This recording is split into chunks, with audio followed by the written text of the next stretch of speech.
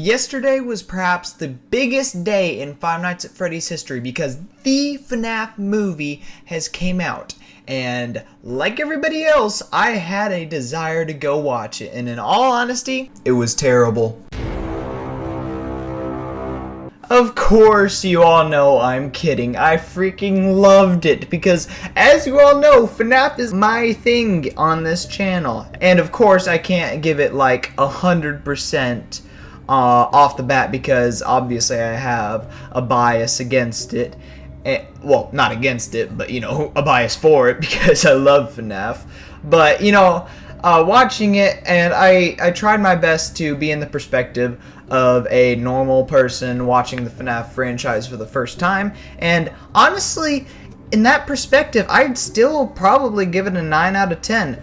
Of course, there's a few kinks with it because, you know, well, that's the first movie Scott has ever made, and you know, even with that makes it so much better because it was his first one and how awesome it was. So obviously there's going to be spoilers. I'm going to be going over a lot of things that I saw in the movie that I want to talk about, so there's going to be massive spoilers, so feel free to go to this time to skip right to the spoilers if you want to.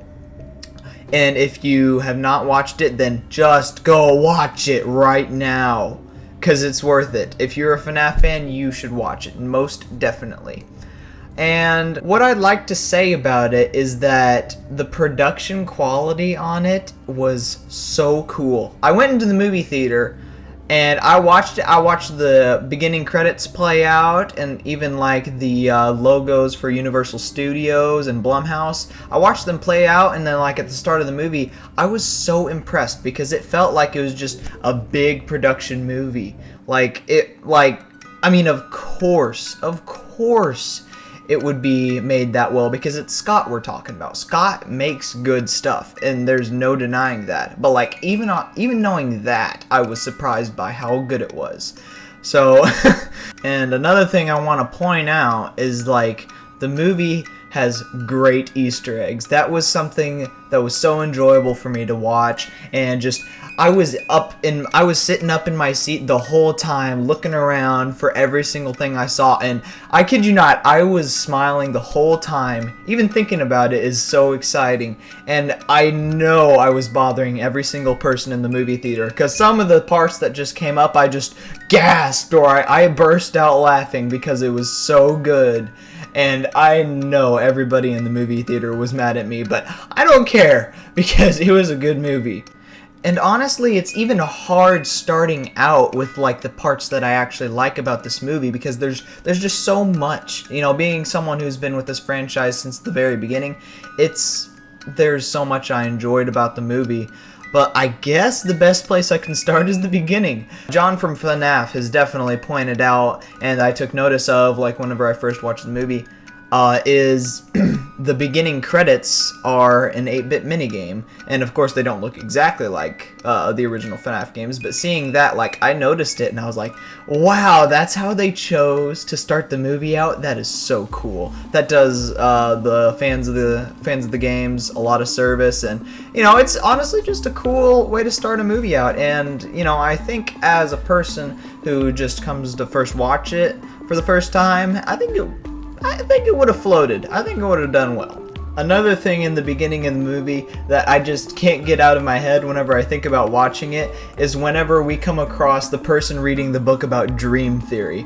Like, I saw that, and I think I was the only one in the crowd, but I don't know what I did. I think I like bust out laughing, or I went, but because of course if someone really knows well about FNAF, that's referring to Matt Pat's dream theory, aka my favorite theory of all time of his, of FNAF 4. I'll link it up there because why the heck not. But I think I kind of startled everybody because everybody was intent on watching the movie, and I just start laughing out of nowhere. It was pretty awesome, and the person I was with watching the movie had to shut me up. Like, it was so awesome. That was like, I feel like there's a small percentage of people who actually know about that reference that would really have enjoyed it, and I'm glad that Scott put that in there because I loved that. And that brings me to another thing, Matt Pat himself. I want that thickness inside. I honestly was not expecting him. Well, I guess I never thought about it. I didn't expect him to actually have a cameo in the movie, but it makes sense. Like before he even came on screen on the diner, I could recognize his voice immediately, and that prompted another that probably startled the crowd again. And then he had to say his famous theory line. It's just good stuff. I love this movie. Like all those little details and stuff about it is really good for the community and for me myself, because I study a lot of stuff about this movie. Yeah. And like speaking of Easter eggs, they're just everywhere.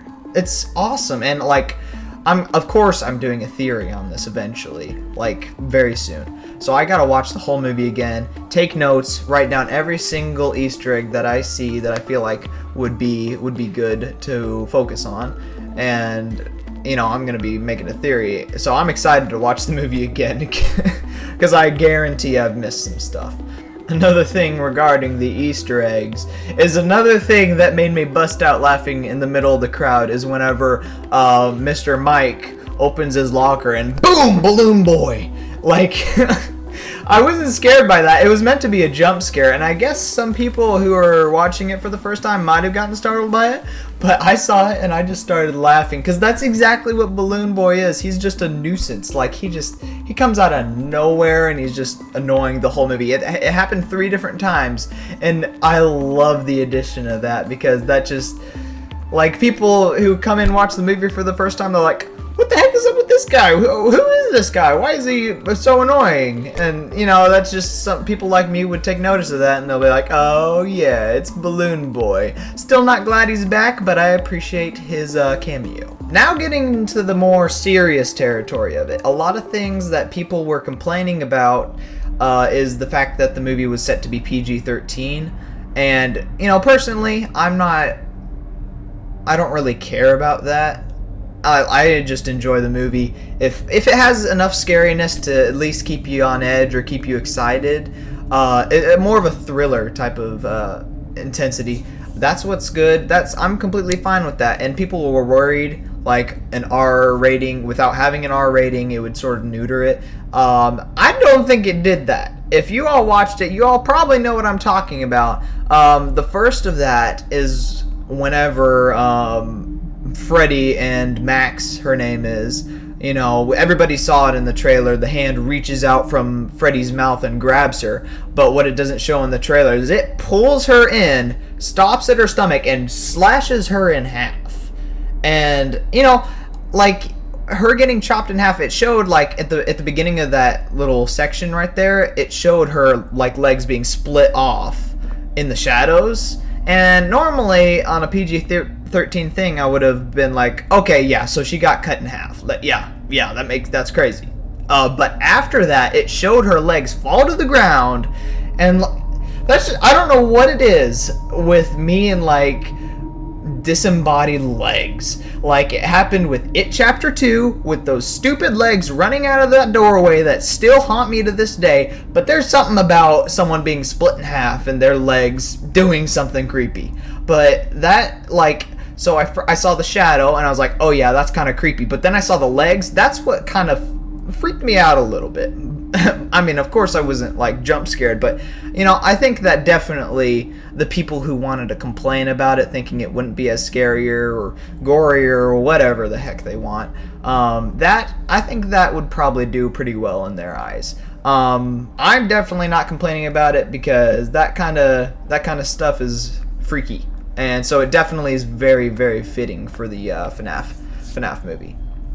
And in addition to that, Max, along with the other burglars, I guess all 4 of them. Oh yeah, I forgot. That reminds me of the scene with I forgot what his name was. The big guy.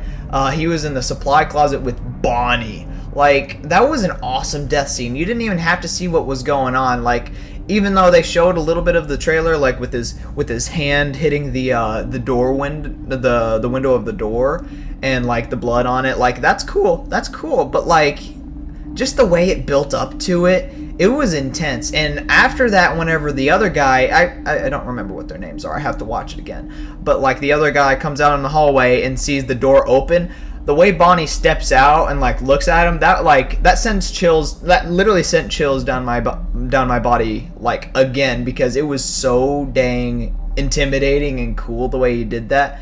Like, what more could you ask? Like, that's great.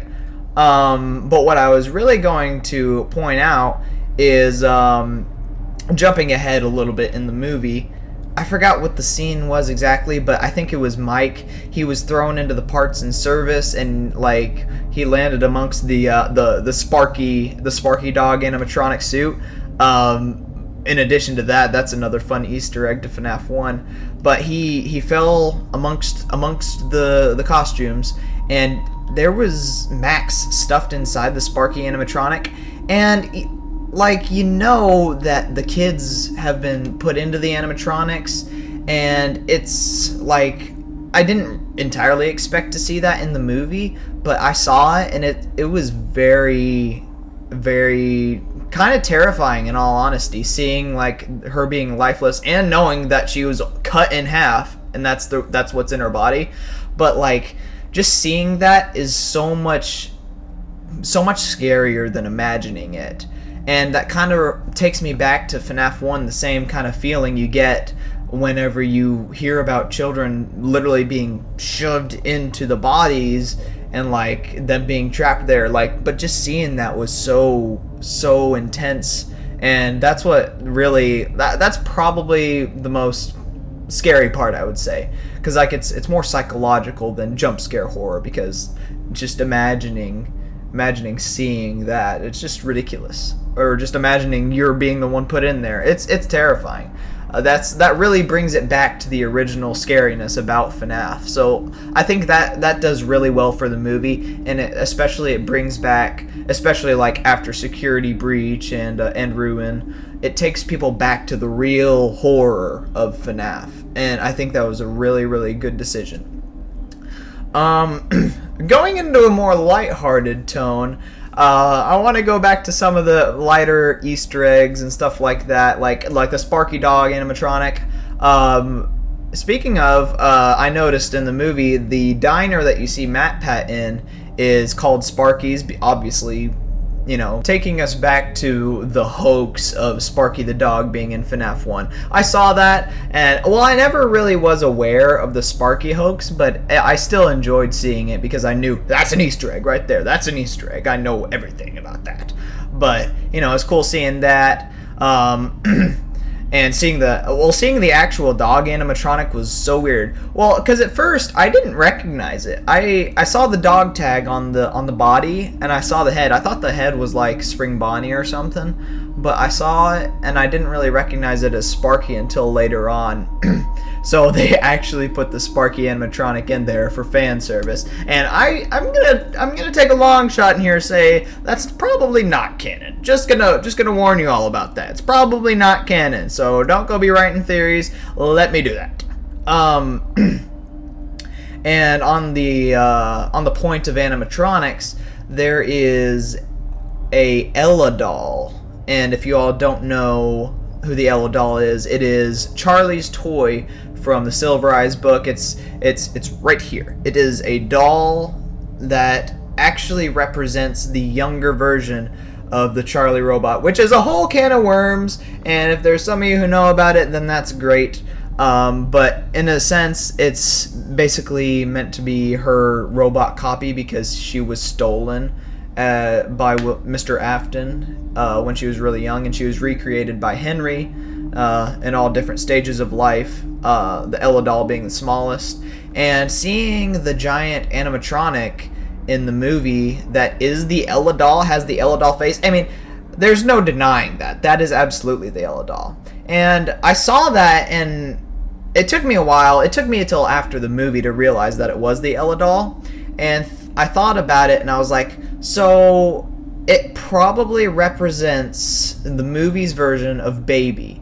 And of course I'll tell you why I got to that conclusion, but talking specifically about it being a different design than Baby, I think it's actually a good idea that they went with the Ella doll style rather than the Baby style, because one, it gives us a little bit of new stuff to look at, and it seems a lot more interesting. But it also shows how old she is, because the Ella doll was also an animatronic, a spring lock animatronic, and so that just shows she was back when back in the spring lock days, of course.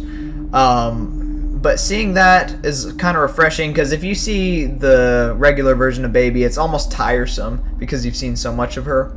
But what I was gonna say is, I think I don't know for sure, but it may or may not be the adult version of the Charlie animatronic, the one that is possessed by Elizabeth. Possibly. This is all speculation, but this is my thought process after watching the movie and thinking back on the Ella doll.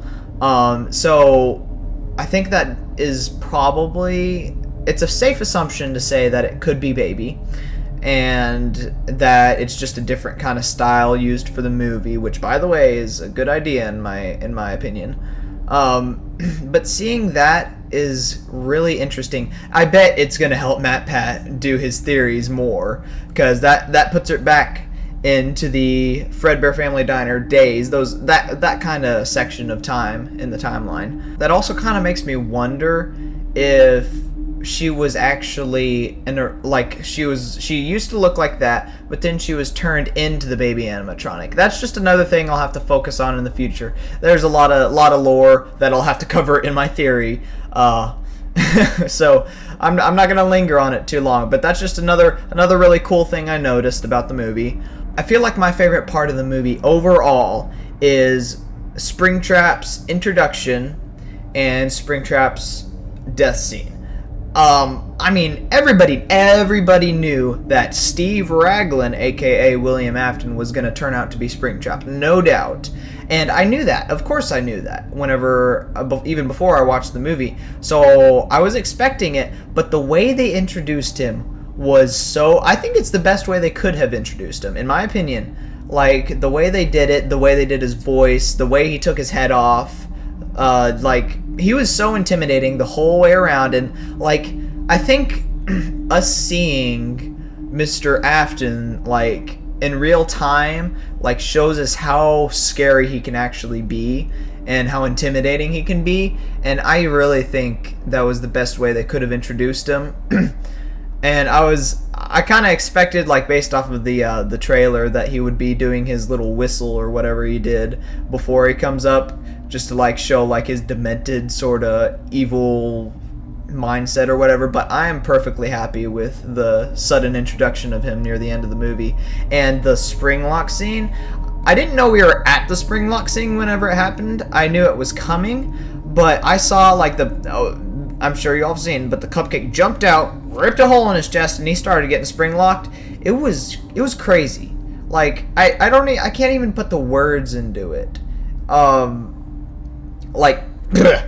After it happened, after he's got all the spring locks jabbed into him, Mike and Abby are running away from the place, and seeing them drag, the music goes into this as well.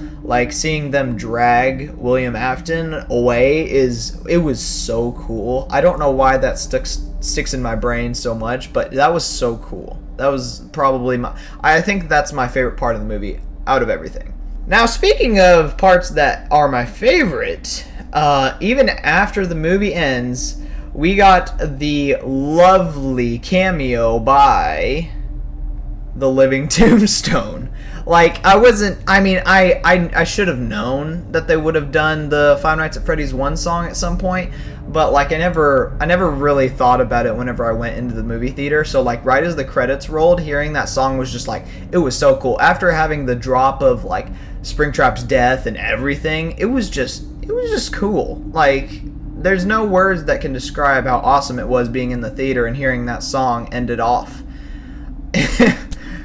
I don't even know what to say about that, because there's no other words that can describe it. As I said in the beginning, it wasn't a perfect movie. There were some little parts in it that seemed a little odd, and I think the main part that we could have done without, or could have had a little bit of work done with it, is the part where Abby, Vanessa, and Mike are all with the animatronics, and the animatronics are being all fun and happy and stuff, and like they're playing around or whatever they're doing. I mean, so here's the thing about that, is that it does fan service, because I know as a young guy, whenever I first started getting into the series, all I would love to do is to be friends with the animatronics in real life. So I can see the reason of putting that in there, and I can see why like kids nowadays would enjoy seeing that in the movie. But as for like adults watching it, I don't think it really needed it. And I think it kind of like, because as far as we knew in the movie up to that point, is that they were like really intimidating, and they would slash your head off and cut you in half, or sick you with the cupcake. But then it feels like it was all of a sudden like they just poof, like they're all nice now. And of course, now I'm not saying that's entirely bad, because they fixed it in closer to the end of the movie, where it's revealed that they were doing that just because they want to take Abby, and that brings them back into the menacingness. And I think that definitely helped it. If that wasn't there, that would have made the part, not very good. So it's kind of bittersweet. I feel like it would have done a little bit better without, at least like if they toned it down a little bit.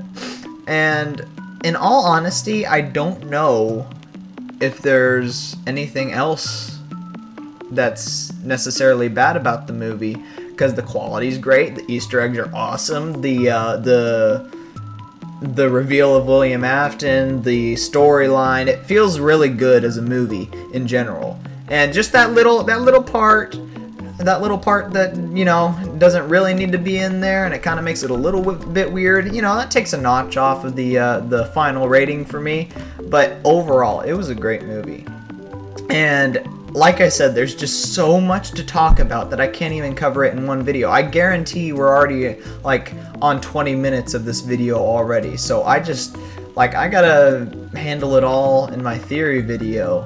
And I'm so excited to do theories about this, because I know that they're like, it's leaning more towards the beginnings of the game, but it definitely has some implications for like what we're going through now because of Vanessa and stuff like that. Speaking of, Vanessa is a very weird character in this game.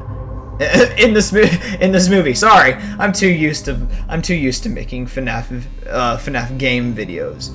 But Vanessa was very weird in this movie. It almost seemed like she had a split personality, especially like at the part where they were leaving the building, and she said like, she immediately switched her mind, and she said, "If you bring Abby back, I will shoot you." And like, that caught me off guard. And like, Vanessa acted like very weird during the entire movie.